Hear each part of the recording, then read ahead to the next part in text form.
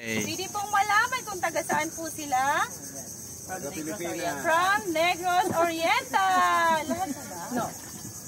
Manila. From Manila. Tarlac City. Tarlac City and Manila. You are welcome here. Ako po pala, nakalimutan magpakilala.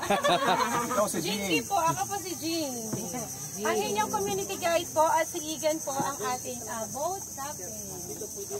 So yun po, at ang Sabang Mangrove Paddle Boat Tour ay isa po ito sa CBSC project, Community-Based Sustainable Tourism, na binubuo ng mga tao dito sa community na magkatimbang at itinulong ng Conservation International, Palawan Conservation Post, and local community of Barangay Cabayugan. So, she's singing our mangrove song po. Then mamaya, ako naman yung kakanta. Either you like it or not. No choice. No choice. Nice word. So, this is bato lamang po dahil utay kaya so, wala naman pong buhaya. Kasi kung may buhaya po, hindi rin kami sasama. Buhaya po kasi walang pinipiling lapain. So, safe po tayo, safe tayo.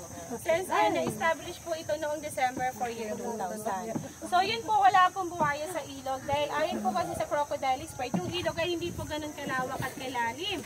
Then, full of us po kasi opposite side of the river. Yung mga buhaya po, cold-blooded animals sila, kailangan po nilang umahon para magpaaraw. Pero hindi naman sila makakahon para makapaaraw. Dahil possible po na matatrap sila sa ugat ng bakawan. Opo, and also no nesting ground po kasi sila dito. Kaya hindi po talaga magsusurvive ang buhaya. So, bayawak lang po yung meron dito. Bayawak. Yes po, bayawak, monkey, bahay, suligay po, meron tayong makikita. Duloy! Para sa ekonomiya! So yun po, at ang haba naman po ng ilog, the length of the river ay nasa 2 kilometers po at nasa 30 to 35 minutes po ito back and forth. At ang lalim naman po ng ilog ay nasa 5 hanggang 7 talampakan. So ngayon po ay low tide. Yung kapag high tide naman po, almost 1 more meter up ang itinatagtag ng given ng tubig. So the black mark in the roots of that mangrove po, that is the water level when high tide. So, ang mangrove forest na ito ay may lawak na nasa 47.55 hectares. So, the 47.55 hectares po kapag ka-high tide po yun ay lubog sa tubig. Dahil ang mangrove tree po ay nabubuhay lamang yan sa brackish water and also purely salt water and tropical country. At ang salitang mangrove po ay nanggaling po yun sa Malay dialect na ibig sabihin ng man people group ay forest. May monkey po, oh. Right there. Ayun, ayun, ang dami po nila, oh. Ayun na. Ayun, sila. Hindi ba nakasakay ng bangka? Nandito yung malaki, oh. Hello, Belmont! Talaga, mga ma'am at sir. Donna! Uy, uwi pa tayo! Yes, kapatid. Sabi niya, welcome. Ang gagawin dyan, kaya siya lumabas. Donna, ba't lumipat ka dyan? Sabi sa'yo may So, the Philippine Dogtail Macaque po, yun po sila ay omnivorous. That are species that have a diet composed both plant and animal po. So, yun po yung mga unggoy. May, ay, nalampasin na natin yung so, later na lang. Ahas? Opo, may nakita na po akong ahas. Oo, parang may nakita ako sa mga dahon. Pero yung ahas po na makikita natin, nocturnal naman po yun. So, tulog lang po yun sa araw. Opo, active. Ano? Anaconda. Huwag gano'n. Pinalaki mo na. Parang ganyan sa mga anaconda. So, yun nga lang po, sir. No anaconda in the Philippines. It's only South America lamang. So, dito po sa atin, yung pinakamalaking ahas, yun lang po yung python. So, dito po, minsan may python. Meron din pong king cobra at green viper po. But, mostly po yung python, mini-training season lang sila. Kapag ka-dry season na katulad po nito, so, wala pong python. So, this is Sabang River naman po ang pangalan ng ilog. At ang tubig naman po sa ilog ay brackish water po. Brackish water mix of, yes ma'am, brackish water mix of fresh and salt water. That salt water po nagaling sa dagat at fresh water naman po nagaling sa bundok. So, brackish water po, yun ang ibig sabihin ng salitang Sabang. Na ang sa ay salt water at tubang ay fresh water. So, that's why Sabang, because they get from the water combination of the river po ang salitang Sabang. So, ang forest po, this is the natural habitat of different wildlife, animals, and some marine animals po. So yung mga wildlife na animals katulad po ng unggoy, ng ahas, ng bayawak, ng pangolin, ng anteater po, at iba't ibang species po ng mga ibon. Na yung mga ibon po na katulad ng kingfisher, ng woodpecker, ng hill myna, ng parrot, Palawan hornbill, Palawan eagle, heron, at egret. Pero the best time for the bird watching naman po dito, early in the morning po yun. So alas 6 po ng umaga. Dahil yung mga ibon po, tulog sila magdamag, so maaga sila nagigising po para maghanap ng kanilang pagkain. So yun po, at in the Philippines naman ay meron po tayong 40 species ng bakawan. Pero dito sa amin ay meron po kaming 8. Ngunit 4 lamang po yung actual na makikita nyo po sa magkabilaan ng ilog. So yung 4 na yun po yung babae, lalaki, tabigi at busain. So madali naman po natin ma-distinguish sa pamamagitan ng kanilang mga daon, bunga, bark at sa kanilang mga root formation. So tingin po muna po. Ayun mga colorful po, na tiny crab, may pula, may yes po, tiny, maliliit lang po. Ito naman yung bagay na may po yung black, ayun o. So tiny silver crab. Ayun.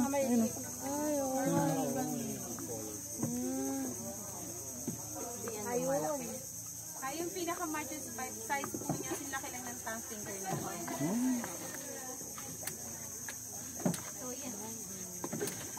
So, yan naman po yung isa sa mga uri ng bakawan po na makikita po natin sa magkabilaan ng ilog. Na yung color ng bark niya is light brown, parang bayabas. So, ayan po yung tabigi. Xylocarpus granatum po ang scientific name. Please po, wag din na ipapaspell sa akin, ha? Xylocarpus granatum po yan. Ano, lalaki, babae? Ang tabigi po yun. Ayun, may ahas po, oh. Saan? Ito, nasa dulo ng maliit na sanga na ito. Ayaw nga, kulit lang. Black and yellow po yun.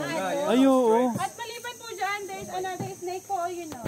Mas malapit lang. Ayun, Talas ng paningin niya ate. ayun po, on the right side o. Nakakulo po din po doon. Ay, oo. Ay, oo nga, no. Ang tawag dyan sa ahas na yan, te. Saan ka na naman pupunta doon na? Bermon! Ay! Bermon! Dito dito. So yun po yung hindi sila aggressive. Ay, mangki! Galing. May close encounter pa tayo. So usually aggressive yung mga sila. Kapag binibigyan sila ng pagkain, na kapag nasanay po sila, doon sila nang aaga. Kaya dito po, not allowed to feed the monkey po. So that the monkey will not become aggressive po. So yun naman po lang. Moy pala, may mga pangalan pala. Moy! Moy, kawawa naman ako. Moy.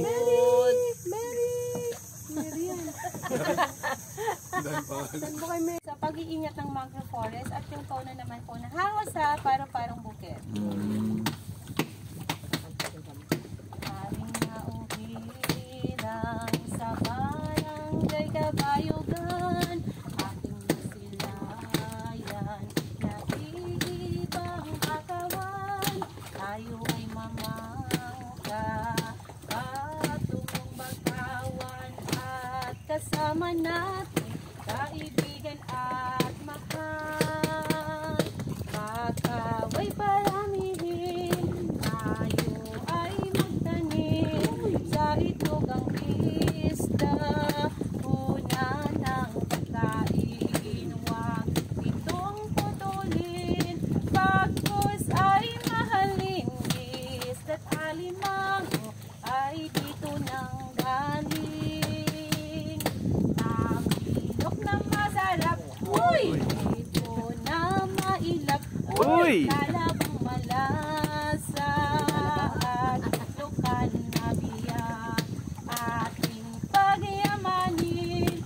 Yamang dagat natin, tulong sa mahirap, sa pagkawan galing.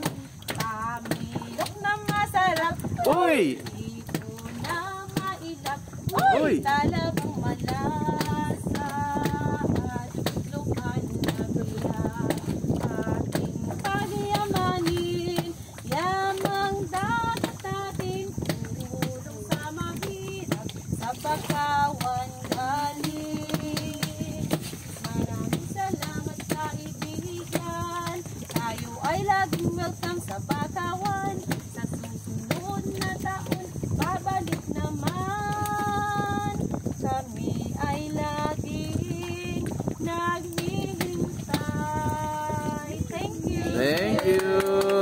galing. Maraming